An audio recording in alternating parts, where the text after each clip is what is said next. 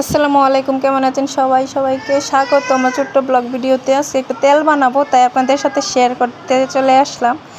তা আমার কাছে অল্প একটা ছোট একটা তেলের বোতল দিয়ে আজকে প্রথম বানাবো। তো এখানে পেঁয়াজ, মেহেদি পাতা, জবা ফুল, কালো জিরা, তারপরে আছে মেথি আর হচ্ছে অ্যালোভেরা। তো সবগুলো উপকরণ নিয়ে চুলার বারে চলে আসলাম।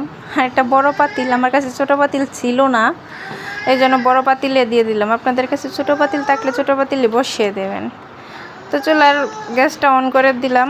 আর তেলটা দেখেন হালকা হালকা গরম হইতেছে। আমি সবটা তেল ঢেলে দিছি।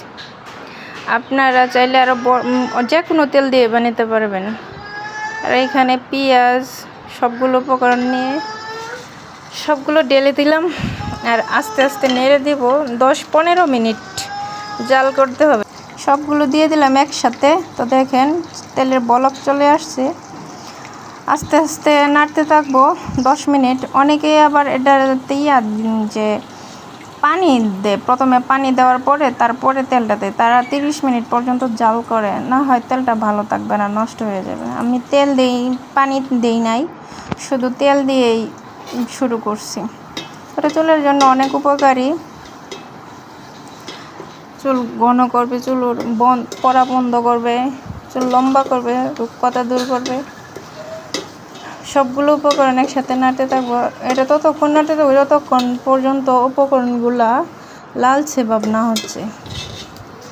তো নাড়তে নাড়তে দেখেন ওই যে হালকা হালকা লাল হয়ে আসছে। কিছুক্ষণ পরে আমি চুলাটা বন্ধ করে দেব।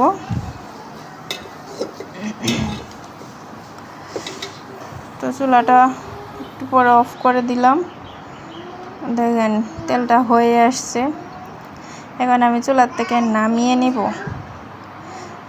চুলার থেকে নামিয়ে দেখেন আমি একটা ছাঁকনি দিয়ে তেলটা ছেঁকে নিছি।